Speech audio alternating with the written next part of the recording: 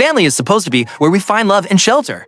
But what happens when that haven becomes a battlefield where love comes with wounds no one sees? Imagine being a little girl growing up in the shadow of a brother everyone adores, where your mistakes are magnified and your pain is brushed aside. This is Anna's story, not her real name, but a name that carries her quiet strength. She was the family's punching bag, gave a part of herself to save someone, only to see that sacrifice stolen and turned into someone else's tale. For anyone who's ever felt invisible in their own family, who's carried the weight of secrets too heavy to bear. Anna S.'s story is not just about finding the truth, it's a reminder that you deserve to be seen, loved, and free. Step into her world, where pain intertwines with resilience, and truth becomes the light that guides her way.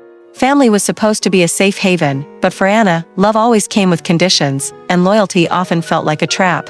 Growing up, her older brother Marcus was the center of the universe, her parents' golden boy who could do no wrong.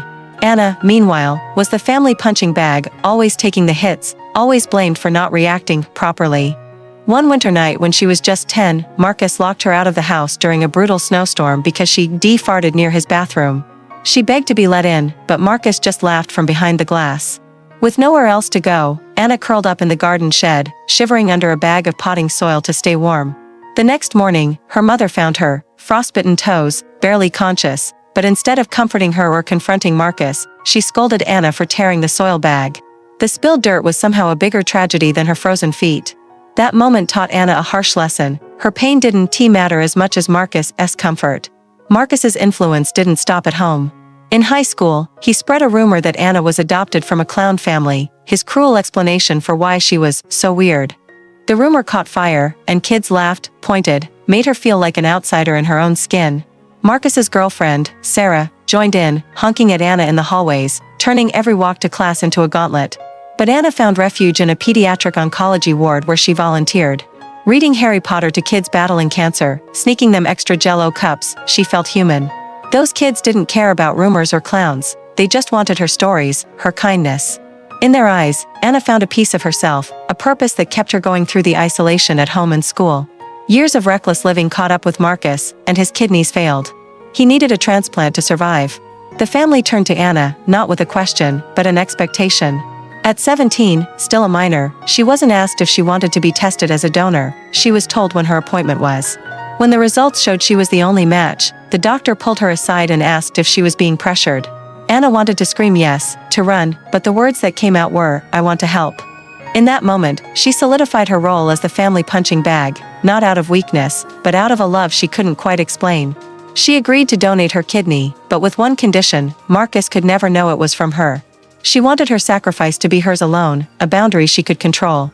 Her parents agreed, but there was a catch: she'd have to care for Marcus full-time after the surgery. Even in giving, they took more. When her mother cried, it wasn't out of pride for Anna's courage, but relief that Marcus, her golden boy, had a second chance.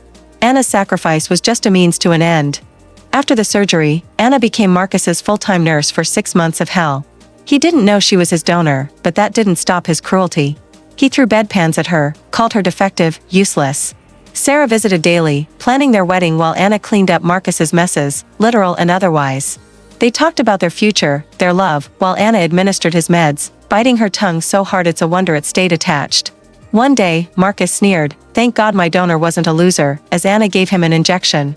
He didn't know the loser was standing right in front of him, keeping him alive. The final straw came at Anna's high school graduation.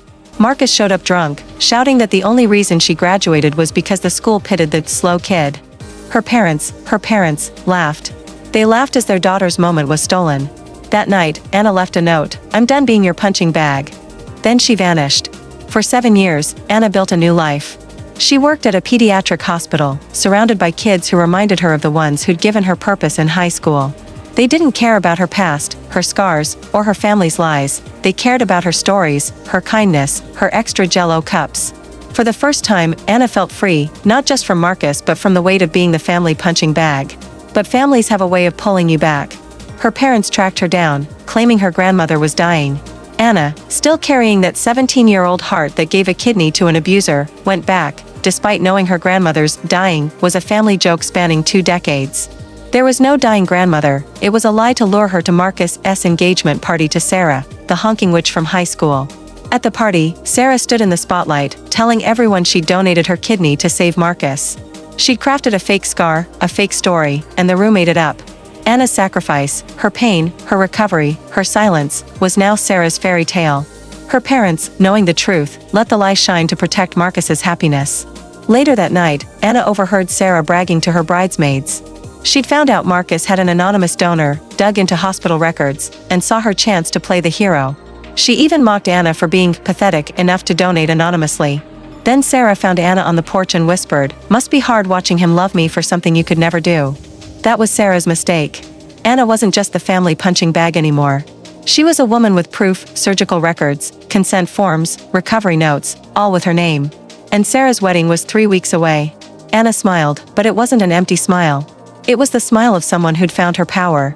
Anna didn't confront Sarah that night. She went home, logged into her old hospital patient portal, and gathered every piece of evidence: surgical consent forms, donor-recipient match records, post-op care notes, a photo of herself bandaged and pale in a hospital bed. She labeled the folder, "Wedding Gift." Then she played the obedient sister. She RSVP'd to the wedding, helped with decorations, wore the mustard yellow dress Sarah picked to keep her in the background. But Anna had her own plans. She mapped out the venue, located the projector, rehearsed her words, and sent backup copies to a friend across the country. A week before the wedding, Marcus asked her to coffee. He looked tired, maybe sincere, saying he appreciated her being around. For a moment, Anna wondered if he'd changed. Then he joked about locking her out in the blizzard, calling it character building, and praised Sarah for saving his life. He hadn't changed. The wedding was perfect. Guests swooned over Sarah's dress, cried at the vows, applauded their love story. Then the slideshow began, a sweet montage of Marcus and Sarah's journey. When Sarah wasn't looking, Anna slipped behind the DJ booth and plugged in her USB. The screen flickered. Up came her surgical consent form, her name, her signature, her blood type. Then the donor-recipient match, the post-op care notes, the photo of Anna, pale and bandaged. The room froze. Gasps echoed. Sarah tried to unplug the projector, but it was too late. Phones lit up as guests whispered. Catherine, Sarah's cousin and a nurse, put the pieces together first.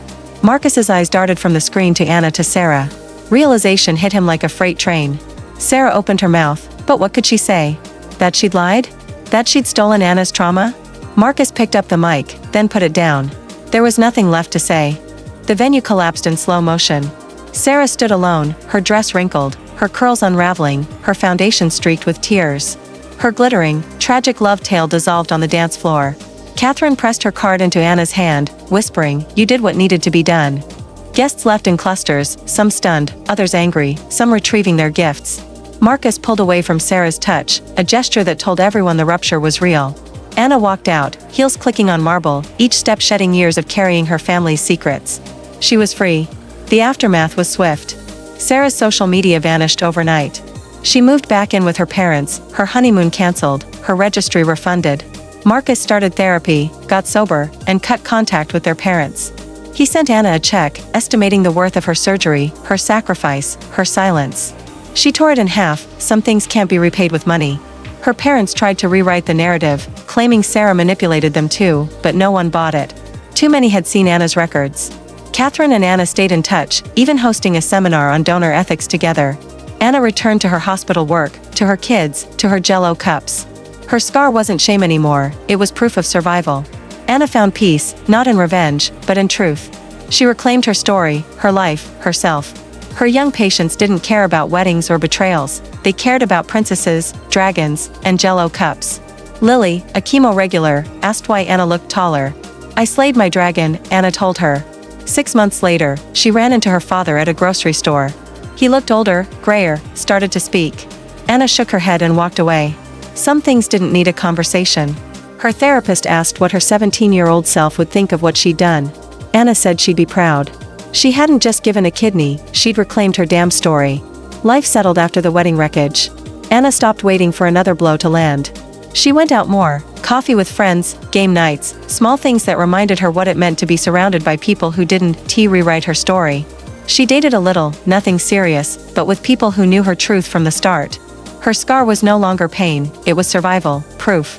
A year later, Marcus reached out again, saying he'd been sober for 8 months, in therapy, and had cut off their parents. He thanked her twice, for the kidney and the truth.